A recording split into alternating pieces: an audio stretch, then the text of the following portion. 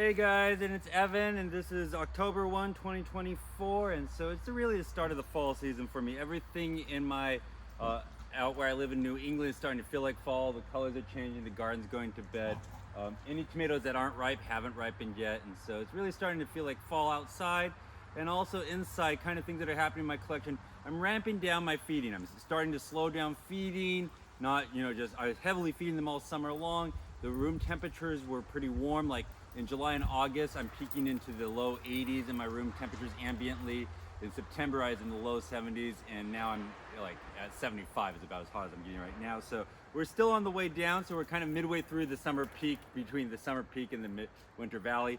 But those things are all happening. And today's video is talking about why I don't keep or breed or work with morphs in boas and pythons. And basically, I don't want this to be a controversial video because in a lot of ways, I think that the morph breeders have really created an entirely different hobby. They've taken this hobby to a different level. They have focused on things like production and efficiency and really understanding genetics and exploring and testing those to a way that is beyond anything that I can do or anything in the locality crowds can do. And also, I'm not immune to going a little weak in the knees when I see some of the boas and pythons that these people create. So it's not that I have any hate for morphs, but I just wanted to explain why I don't personally keep morphs in my collection. And and I'm going to show you an animal today. This is my ball python. It's one of two. I think ball pythons are amazing animals. Her name is Iman. She is at least 12 years old now, at least. She's pretty big. She's about 4,000 grams, not the biggest thing out there, but she's pretty big. And one thing I'd like to mention to people that are looking at her compared to like the growth rates of true red tails is I have 3 4-year-old red tail boas in my collection, and none of them weigh as much as she does. Some of them are a little bit longer than her, but none of them are as heavy as her. So she's bigger than a 4-year-old true red tail boa, and a lot of the 5-year-olds are just nudging past her in weight. So kind of that size expectation compared to ball python, a female ball python, at least in the 5-year term, it's not as big as you'd think it would be, although ultimately they do get much bigger than ball pythons. So that's just something interesting. I think one of the things I'm going to do is create a video about moving from a ball python as your first animal into a true red tail or locality boa. I think that's something I'm going to do sometime soon. But on to the point of today's video. And the first reason I don't keep morphs in my collection is just because this collection is really about what I like, and it's me trying to manifest my dream collection that I had in my head when I was a kid. So in my head, my dream collection was something along the lines of like the Kentucky Reptile Zoo, where in the 80s and 90s in the reptile magazines, there'd just be pictures with rows and rows and rows of Neodisha cages full of a diversity of animals. And that's really kind of what I grew up idolizing. And so I'm not an old school herper or an OG herper or anything like that. That's more like my parents' generations. But probably what I can be defined as like one of the first people, one of the first generations where reptiles as a serious and established hobby was out there. There's a published magazine. I went to my first reptile show in 1988. There were products specifically on the market starting to come on when I started keeping, although I still remember doing things like the tip was use black barbecue spray paint to spray paint an incandescent bulb to make a nighttime bulb. So I'm right at that cusp of when reptiles were really becoming a mainstream hobby. Not to say that I've continuously kept for the last 30 years, but I've had my pulse on reptiles for quite a while, and pretty seriously for big chunks of those times. And just the truth of the matter is, when I was coming up in that cohort, that early cohort, morphs were not ubiquitous. Today, if you came into the hobby, you're most likely to first encounter a morph. So if the snake that you saw that set your heart aflutter made you have to have one, it's more likely to be a morph today. So I think for a lot of people, it's just they come in and the thing that tickled their fancy right off was a morph. For me, it just wasn't that. They weren't out there. Anecdotally, I think I've told this to you guys before, but the reptile shop I went to had a big vivarium full of ball pythons, and it said guaranteed to feed or we'll exchange. So that's kind of where we were. And the two things that we were really looking at back then was diversity of species. There's much more diversity of species coming in. On the pro, there was a lot of diversity. On the con, it was largely wild caught diversity, and even the really common things were not being widely captive bred. So when I came into this in the 90s, mid 90s, it was hard to find everything captive bred like it is today. Health was not a baseline assumption. It was something that you were happy to get. I remember I paid $75 for a captive bred ball python. But just the world I came from, was not that world. My mentality around morphs was not there. And just for me, they do not set my heart aflutter like they would for somebody who walked into their first reptile expo and saw tables and tables of boas and ball pythons. So that's just one of the major reasons why. And for me, more of what sets my heart aflutter is pristinely healthy animals. Not to say that morphs aren't healthy animals. I just think it's a foregone conclusion now that most animals are healthy.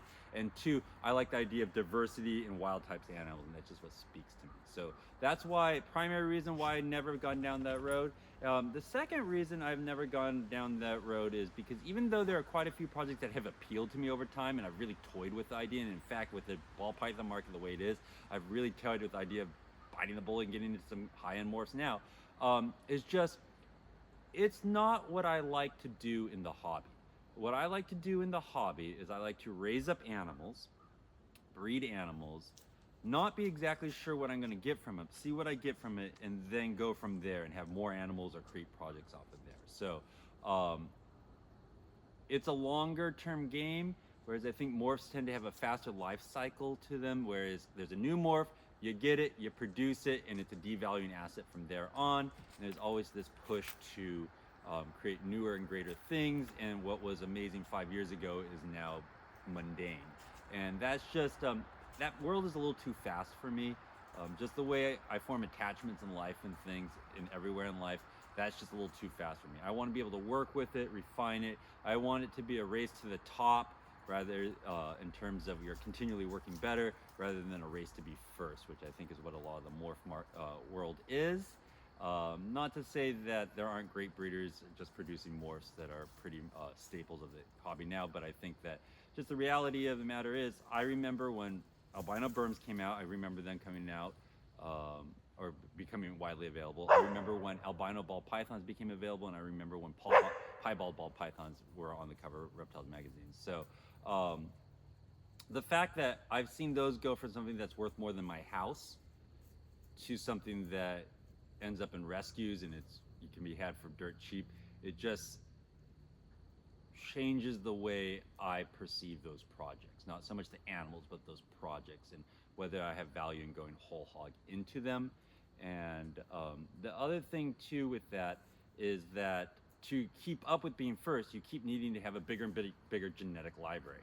The term, I need to add this to my genetic library so that I can keep making multi-gene stacked animals and things like that. That's just unsustainable for me. That's unsustainable growth. It means that I have to have unlimited growth to keep up with that game. And I just don't have that type of time or energy or money or space. And so I'm much more happy working with things where I'm focusing on quality, locality animals, producing things that are a little more obscure, working with polygenic traits, working with line breeding, things like that. So that's just more what fits into my ideals of the hobby. And then the last thing is actually, remember when I said I don't want this to sound like I'm beating on the morph breeders and things like that, but there's just some unseemly factors to the morph side that I think I just don't want to play into. And not to say that people are doing this horrendously, and not to say that people can't produce morphs without doing these things, but like, for example, the idea that somebody's like, oh, I got shitty odds on this clutch. You have a clutch of 6 ball pythons, and you're mad because only one of them was the combo you're working with. There's 5 other gorgeous animals in there, and you're sitting here talking smack about your litter. That just doesn't fly with me.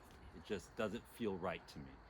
It feels like you're creating byproduct animals that you don't value and that are going to become something that you have to pass off on the cheap, or try to hand off, or make a deal where to get these high-end animals at this price you have to buy these low-end animals too. And just the whole idea of byproduct animals to me, and people being disappointed by the odds of a clutch even though they have a healthy litter and they have a healthy mother, that just doesn't strike me in the way I want it to. And also, kind of along those lines, I do think that morphs, mutations, tend to weaken vigor of animals. It can be done with polygenic traits too, in line breeding as well, and you have to be careful. But I think that once you get into these multi-gene stacked animals, they start to just move away from what that animal was in the wild. And like, for example, guys, ball pythons aren't supposed to have a little skinny pinched bridge of their nose. That's something that's happened through multiple gene stacking. You get these weird little pinched noses. I have an F1 ball python. It's got a big broad head. People don't realize that, but things like that. Or if you look at a bunch of ball pythons or carpet pythons in the display and they can't sit upright, even if they're not wobbling, that's a genetic wobble. Things like that. Just the idea that motleys and jungles and all these things that are known to be fatal in their super form are being perpetuated. It's a little cynical to what I want to do, which is produce pristine animals. And it's just something that I'd say beyond that is that I just don't really want to participate in that. I don't think it's necessarily something that's happening rapidly or I'm criticizing anybody for, but it's just not something that I want to engage in, and it's why I don't do it. So where that's left me is really working with locality animals, a little more obscure animals that like my children's pythons. There just aren't many morphs in the hobby in America that you can have. Things like that, line breeding, polygenic traits, my Max Pink bows, those are all things that are a race to the top that I can work with, and 20 years from now they're going to be more impressive in my collection than they would be now, whereas if I had a really new morph in my collection now, they'd be less impressive 20 years from now. So that's just the reasons why me as a hobbyist scale breeder who's just really trying to do this for myself, but also making wise choices about the animals and what they have to do in terms of upkeep for their obligations and financial aspects of things. That's why I don't keep them. It's not that I don't have love for them, and it's not that I don't think they're amazing. It's not that I don't have a ton of good friends that work with them. It's just why I don't personally work with them.